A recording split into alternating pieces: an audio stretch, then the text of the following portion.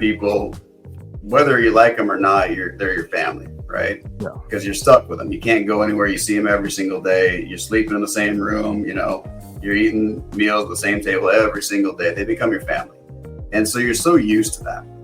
And then you get out in the world, and the other thing is, whether you like the people you're in the service with or not, you know their capabilities. You know that they're at least capable of doing the job. Whether they do a great job or not is up for debate in some cases, right? But at least they're capable of doing the job. You know what training they've gone through. You know that they've qualified. You see the insignia on their chest, right? But when you get into the civilian world, you have no. Sit back and relax and get ready for another exclusive episode of the Online Marketing Secrets Podcast with Lopez. This episode is brought to you by the best AI software online called Goody. That's Goody.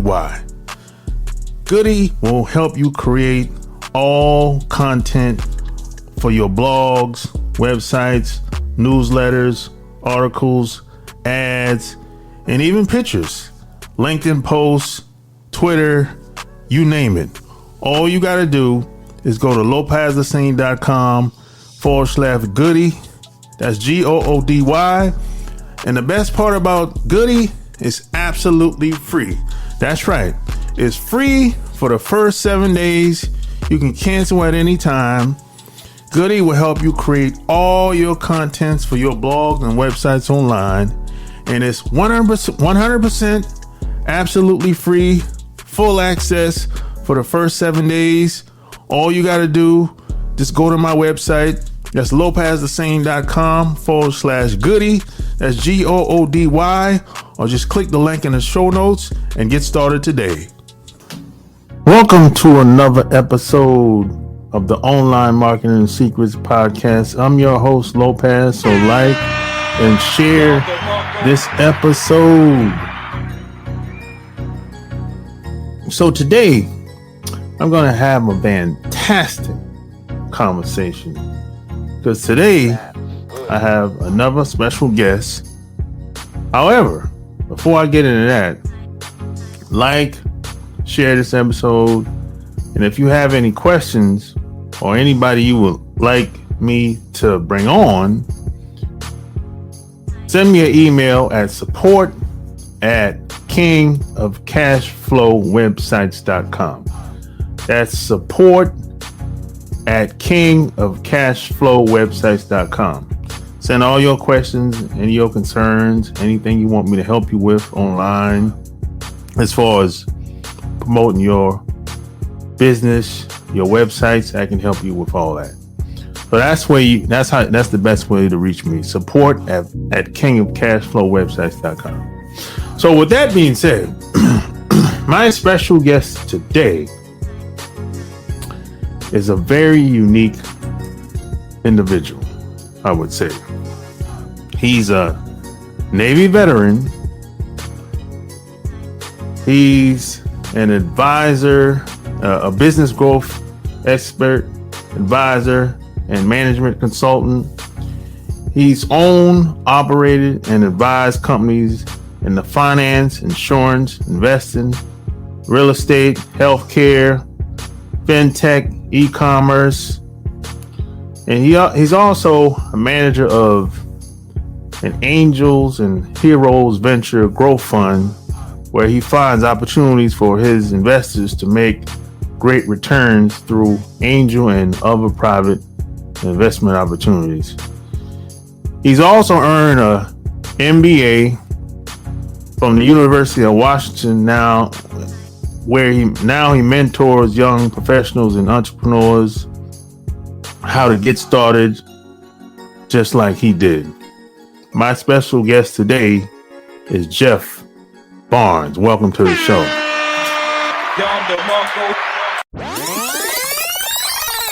So, where are you from?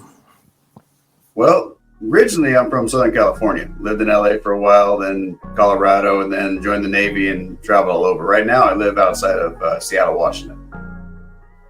Nice. So how'd you get into business and investing? Because, this is not something that this is not like our dream job. We don't, when we're growing up, we don't be like, hey, when I grow up, I want to be an investor and I want to be in business. So how'd you get started? Yeah, man. I mean, it's kind of funny. Entrepreneurs, business owners are the only ones that'll quit a 40-hour-a-week job that they hate to go work for a boss that's there 24/7 and work 80 hours a week. Right? So for me, it was really this path to freedom and autonomy. I realized in the military, you're not going to have that at all, right? You always have somebody looking over your shoulders, especially being on a sub. You can't even get away from it. So that was one part of it. And then when I was in corporate America, I had a nice, cushy 6-figure job, and I didn't see my boss but a couple times a year, and I pretty much made my own schedule, but there was still a ceiling on how far I could go, right? And I was passed up for opportunities because I wouldn't relocate to Chicago or Connecticut or something like that. And I just realized I wasn't really in control of my destiny, my own life, right? And I was getting approached enough by other people asking me to consult with them and help them out with their business that I realized this would just be a better fit for me. And I liked working with entrepreneurs, and I liked working with those type A personalities and really motivated people that are really gung-ho about moving forward in life and making really innovative ideas come true. So that was really the impetus for me to get going. It was a long and winding road. I wasn't one of those guys who was just gifted with the ability to sell and grow a business. I actually wanted to do the exact opposite because my dad was a small business owner and I watched him struggle my entire childhood. Some years were good and some were pretty lean. So, I didn't really want to go down that path, but I realized that eventually if I want to have my own freedom and autonomy, I had to figure that piece out. Yeah, I hear you, man. But at least you grew up seeing someone, you had somebody in your life that you had, maybe wasn't the best model, maybe wasn't the model that you wanted to follow, but at least you had an example. Like when I got out the Navy, man, I didn't really have anybody I could talk to. I had to, fly across country and go to conferences and, so sometimes you got to do what you got to do. But at least you had an example. At least you knew what you wanted to do and what you didn't want to do. That's what I always say, I knew more what I didn't want to do, that's for sure. So, yeah, but watching my dad, it was like, here's a guy that was working his butt off, 60, 70, 80 hours a week. He wasn't able to be around all the time. He was working nights because he did hardwood floors. And so he'd do these really high-end hardwood floors, just immaculate, beautiful jobs. And he'd do it for businesses, which meant he was normally working at night when the businesses were closed, right? He did a lot of residential too, but as a result, he was, he'd be sleeping during the day and then going to work at night. It was his business. And he never got to a point where he could scale it up and really sell it or retire from it or anything like that. So I watched him struggle, but one thing I did pick up from that was, man, it's a lot of work. There's no doubt about it. It's a lot of work running your own business. Yeah. So how'd you get in the startup world? And how did you even know that you could even invest in the startup world? Because how did you even know that? Yeah. No, it was a long journey. When I was in the Navy, I was on deployment and I got a hold of Rich Dad Poor Dad from Robert Kiyosaki, right? That's sort of what set me down that path. Then I was reading everything I could about business, about money, about finance. I was learning about,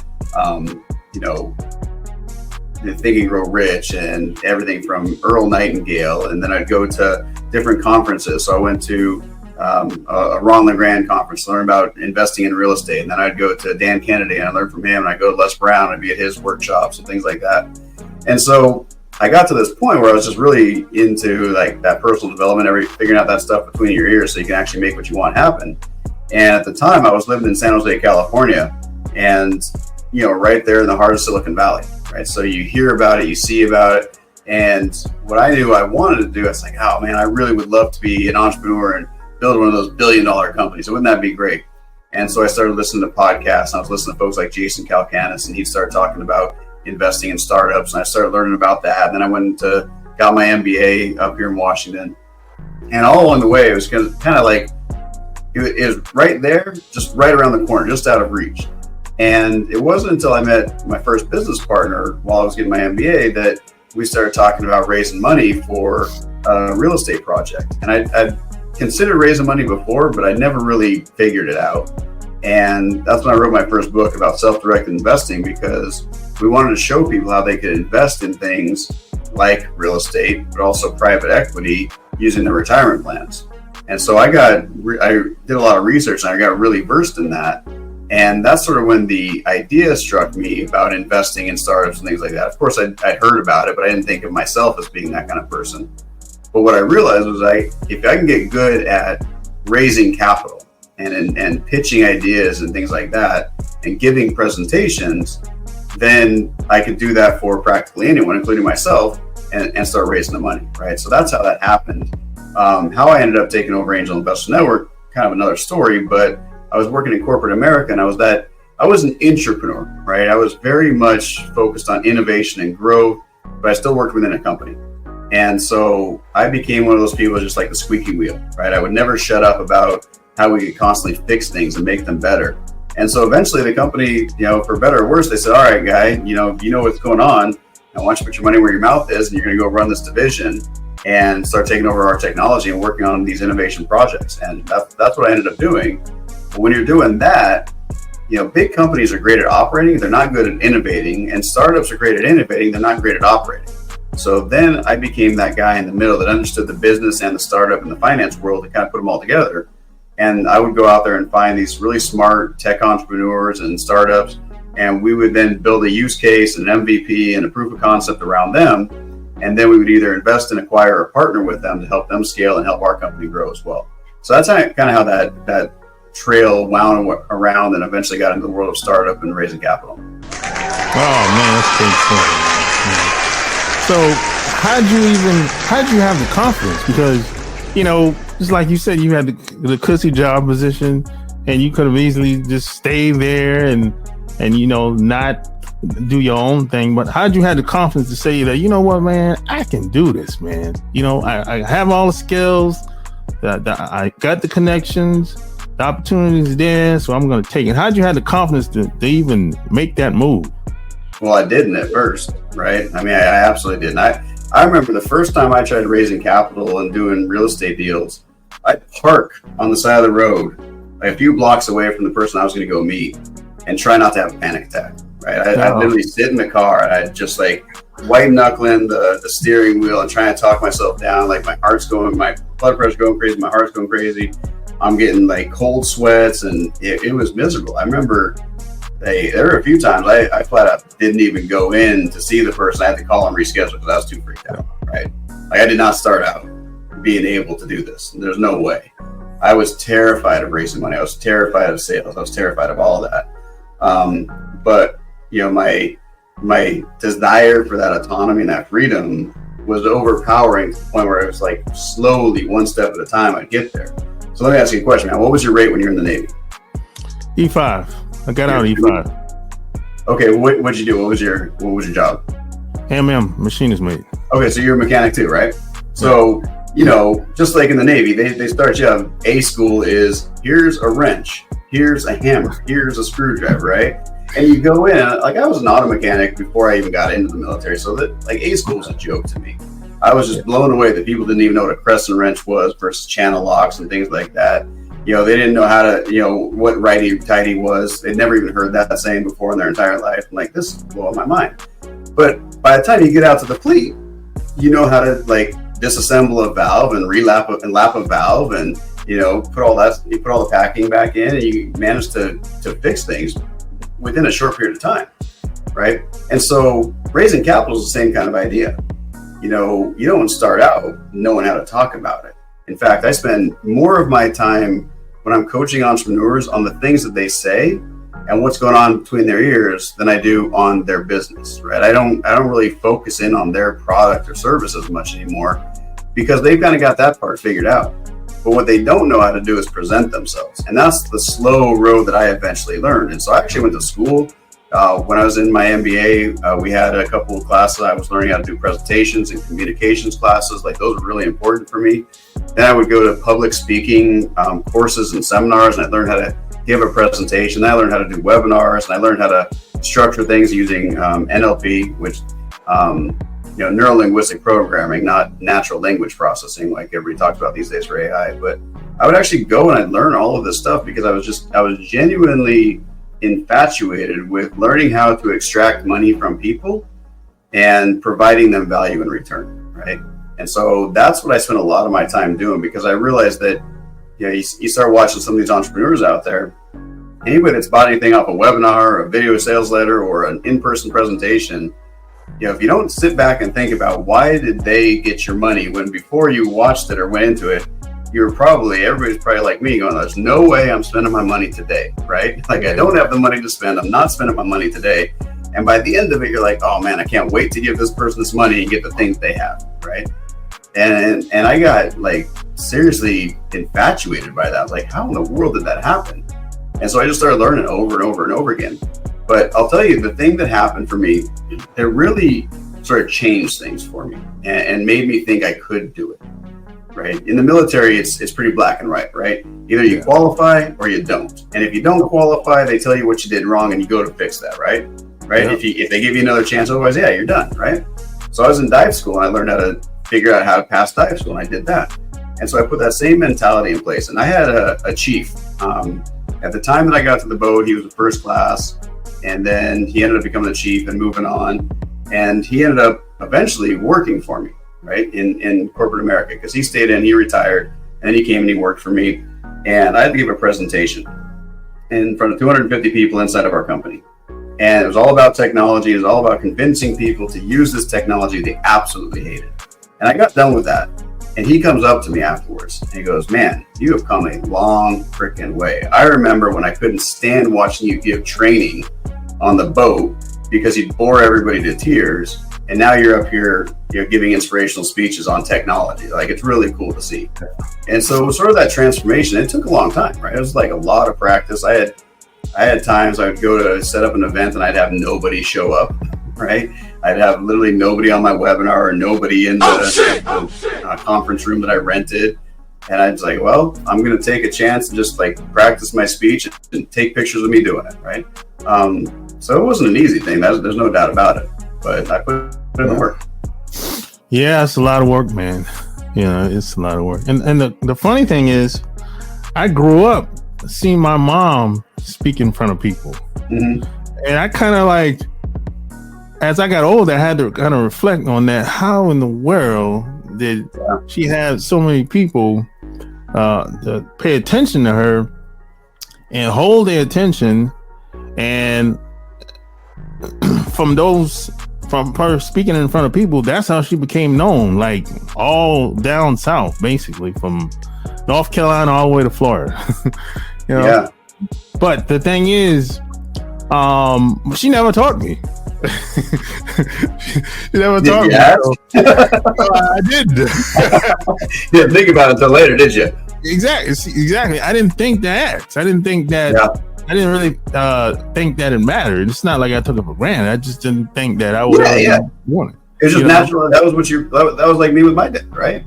Yeah. I never asked him, like, how does he run his business? How does he find clients? How does he do it? I never asked him any of that stuff, But looking back, it's like, man, it would have been really cool to have that conversation. Granted, I was a teenager at the time and I was probably thinking about this stuff, and I probably wouldn't have listened anyway, right? But, it's really cool to see your parents, especially when you start seeing your parents when you're an adult and you're going through your own shit. Sorry, I don't know if I'm allowed to cuss or not, but if you're going through your own stuff, right? You cool. All right. You're going through all your own stuff, right? And then you reflect, you're like, man, my parents were probably going through some of the same stuff when they were my age, right? And thinking back on that, like, I wish I could talk to them about this, right? And make it not feel weird. Yeah. So how was your transition from getting out the Navy to going back into normal population and getting into entrepreneurship? How was that? How was your transition coming out? Man, dealing with civilians is hard. I'm not gonna lie, right? Just like that. You go from being on a boat surrounded by 100 people, whether you like them or not, they're your family, right? Yeah. Because you're stuck with them. You can't go anywhere. You see them every single day. You're sleeping in the same room. You're eating meals at the same table every single day. They become your family. And so you're so used to that. And then you get out in the world. And the other thing is, whether you like the people you're in the service with or not, you know their capabilities. You know that they're at least capable of doing the job. Whether they do a great job or not is up for debate in some cases, right? But at least they're capable of doing the job. You know what training they've gone through. You know that they've qualified if you see the insignia on their chest, right? But when you get into the civilian world, you have no idea. You have no idea if somebody's gone through certain training, if they've had a certain education, what their background is. You have no idea what their qualifications are in certain areas. And so you take that stuff for granted. And you also take for granted the common language that you have with your brothers and sisters while you're in, right? Like, I can talk to you in a certain way and you'll totally get it, right? But I go talk to somebody else that way and they're going to be offended. And they're going to think I'm making fun of them, right? When in reality, it's just like, hey, that's just how we talk. And so, I think a lot of vets struggle with this. It's like that loss of that brotherhood, so to speak, right? When you leave that. Now, I got lucky in the sense that I went to work for a company that had roughly 75% veterans as employees. And I got a chance to hang out with some of them and do that. So I had that. I also had some other friends that got out around the same time as me. And so we kept in touch. But it's never the same, right? You probably still have friends from when you were in, and you're probably still close with them, but you haven't been able to rebuild that bond with somebody else, right? So that transition in and of itself is really hard. And I would say the saving grace for me was that I got a job at a company that did value veterans. Didn't just say it, but they actually did. They actually valued them. They'd hire them. They'd make that like generally their first choice in hiring was a veteran. But secondly, I had a job that gave me some freedom and autonomy to really figure out who I was, right? You go from, when you're in the military, you're being told what to do, how to do it, where to do it, when to do it, when you're allowed to go to the bathroom, when you have to shower, when to eat, everything. And for a lot of people, that transition away from that is really challenging. For me, I embraced that. I was like, thank God, I'm finally done with that. I can actually do things on my terms, my way. But there was, the pendulum swung a little bit too far, right? I actually got in trouble for being too lazy because I was like, well, this is an easy job, no big deal. I can get the job done in half the time. People didn't like that too much. But I was able to then really focus in on my studies, right? Personal development, like the stuff I was telling you about earlier, really learning the things I wanted to learn. And so that started taking up a lot of my time and attention and allowed me to slowly ease, I guess, into the civilian world. But I also didn't have to go into an office, which is like, that was huge. Anybody that has to go from being in the military and dealing with that to going into a regular office surrounded by civilians all day long. Oh man, I don't know how you handle that one. That one's a hard one. I was lucky. I worked from home. It was tough, man. I did 8 years at Bank of America. It was tough, man. Oh man, yeah. I got to a point where I was like, I just can't do this no more. Yeah. I feel like you're walking on eggshells all the time, right? Because you can talk shit to somebody in the service. I mean, I was on subs, so I didn't even talk shit to officers, right? And at the end of the day, it's like, all right, we're still in this together. Yeah, you're my superior, and I respect you for that in a certain way, but still, you're kind of a shitbag sometimes. So, but you have this like common way of dealing with that stuff. Yeah. If I said any of that stuff to anybody in the civilian world, oh man, like forget about it. You're getting written up and you're getting fired and you're getting red card or whatever, right? It's like, oh, geez.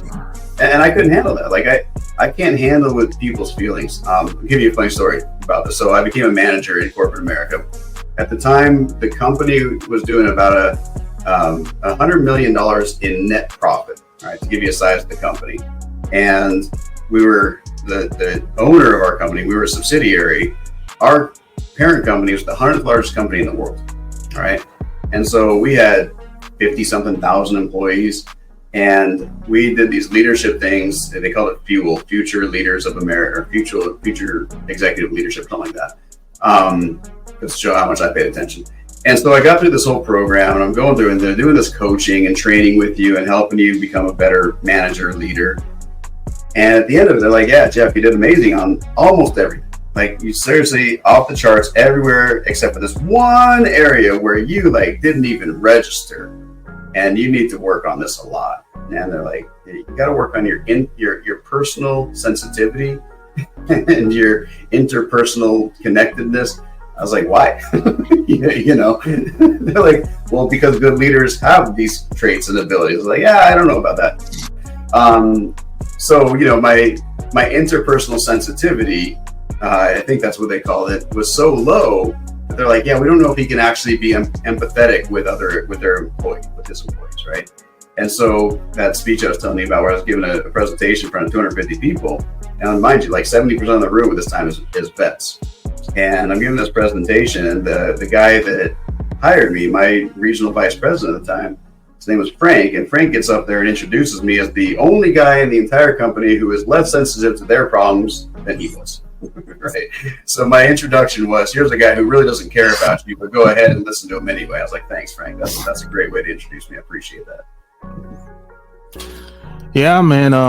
I told a lot of my friends while we're in, I said, hey, you might enjoy this and take advantage of all the opportunities that you get, because when you get out, it's over. It's never going to be like this again. And today, and actually 2 months ago, one of my friends, he remembered what I said 20 years ago. He said, you were right.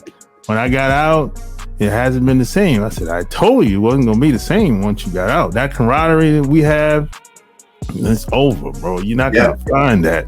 Now, there might be times where you might meet one of your old buddies and you might kind of go back in time. Hey, you remember how it was? Y'all might have a little bond or whatever, but as a collective, that's over. Yeah, no, you can tell these stories all day long, right, with your buddies. But and the funny thing is, like, I go and I hang out with my friends about once a year, and again, I've been out 17 years now. I still haven't made friends like I did back in the day. And so we'll go out and we'll tell sea stories, and we recycle the same story. It gets a little bit older. So now we just have to go be ridiculous and go like get drunk and hang out together and make new stories from time to time. Otherwise, we're just telling the same stories over and over again, right? But yeah, it's hard to make those kind of bonds if you're not in a situation like you were when you're in the military. Yeah, and I feel like you might disagree with this. You might agree with it, but I feel like us being veterans, we have an advantage when it comes to entrepreneurship. Because most of us, we'll figure it out. We won't give up, because when the reason why I said that, because when I first got out, I got into direct sales, and I realized that, I built I probably recruited like a couple hundred people. And I realized that most of the people that I recruited, and even from the people that they brought in, one of the biggest problem was people never really got started. They never really tried. It's not like they started and tripped up and had some roadblocks. Most people just didn't do anything, for whatever reason, and I realized that the problem sometimes ain't really the problem. The problem is the people. Yeah. No, 100%, man. Perseverance is like, I would say, the number one characteristic you pick up in the military. Like, everyone wants to talk about military discipline. And yeah, okay, we're disciplined, but what's the point of discipline, right? What's the reason you got discipline? So you get the job done, right? Yeah. And guess what? That discipline helps you get the job done. That discipline helps you stay the course, even in the face of adversity, even when there's an emergency happening. And so here's an example. You were asking, how did I get to being able to do these things and have the confidence to do it? When I was in, I wanted to be a SEAL. That's what I wanted to do. I wanted to be a Navy SEAL. I ruined my arm before I got in. I couldn't do the push-ups. I couldn't pass the PT when I was younger. But I still wanted to be a diver. Now, if I'd have paid attention to all the PT folks a long time ago, I probably would have been able to go the SEAL route. But I was like, I can be a diver, right? Their physical training requirements aren't nearly as hard. So I was able to do that. And then I eventually got the chance. After I'd been passed over 4 times and 4 other guys failed out, they're like, all right, Barnes, you go do it. So I was like, cool. I went over to Hawaii 5 weeks, and you get to a point where you're doing pool week, right? And so pool week is like week 3, and they put you in the pool, and you go down the bottom pool, and you're facing the bottom, and day 1, they just rip off your mask and your fins. All right, cool. So you got to get your mask and your fins back on. By the last day of the week, they're ripping your tanks off, they're turning off your air, they're tying your regulator in a knot, they're ripping all your gear off, so you're literally at the bottom of the pool with nothing and you can't breathe. And the only rule is do not shoot to the surface. That's the only rule. If you shoot to the surface, you automatically disqualify because you could potentially die. Everything else is, hey, we'll talk you about this. And if you fail enough, okay, you're getting kicked out. But otherwise, you just got to get all your gear back on everything. And so, you get to this point where you realize I can do this. But if they put me on day one into the pool and ripped all my gear off, I would have freaked out. I wouldn't have been able to pass, right? And so they build this confidence in you over time. And what you realize is that I wanted to be a diver so bad that any fear that I had while I was in, any emergency that we had, any situation that they put me in, I was going to overcome it, right? And they taught me the discipline along the way to not be afraid of these things. So it wasn't like, hey, good luck, go get in the pool, and hopefully when a shark attack comes or shark hit comes, you're going to be all right. No, it was like, learn. And that learning and then that training and that reinforcement gives you the confidence to persevere in the face of adversity. And I feel like that is the thing that a lot of civilians are missing, right? Civilians don't, when you're going to college or even if you just get a job and you don't go through that, there's always an easy out. There's always an easy out. Oh, yeah. You're like, I'm just going to quit, or I'll go back and live with my parents, or I'll go get another job. Like, I'm sorry, man. If you're on the boat and your crewmates are waiting on you to get shit done, like, there's no way you're getting out of that. Like, they'll remind you, sometimes violently, if you don't do your job, right? And if you want to get that rank or you want to get that qualification, you're going to put in the hours. And if you don't, they're just going to make your life living hell, right? So, there's the discipline to get it done. And then there's the perseverance that you pick up because you realize, I was able to accomplish this thing. That's what I was going with this. I was able to accomplish this thing in my life because I stuck to it and I figured it out. So yeah, entrepreneurship is damn hard, right? Anyone who tells you it's not, or if you see any of those success stories and it seems like an overnight success, never was, right? But you persevere because you have that discipline and that confidence instilled in you by overcoming other things in your life, maybe completely not related or unrelated to entrepreneurship or business, but because you've overcome that, now that mentality carries over into building a business. Like, I know I can do this because I did this other thing. It was harder. Hopefully that makes sense. Yeah, 100%, man. So how do you decide which company to invest in? What are your qualifications, or do you have maybe a checklist or guidelines? How do you decide which company to put money in and invest in and put time in and all that good stuff? I wish I could say, but we have a 108-point checklist that we put down basically when it comes to due diligence, right? And that's a lot, right? Like, you're looking at a lot of things. Now, not all companies need that, but if you're really serious about investing, you're going to at least look at it, right? We're talking things like IP, patent filing, trademarks. Do you have standard operating procedures?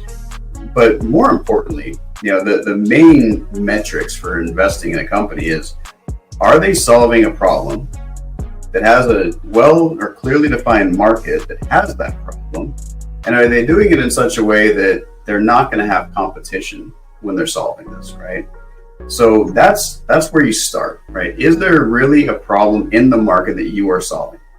And I put that out there because, but it's not as easy to navigate that as you might think, right? Like, what problem is SpaceX solving right now?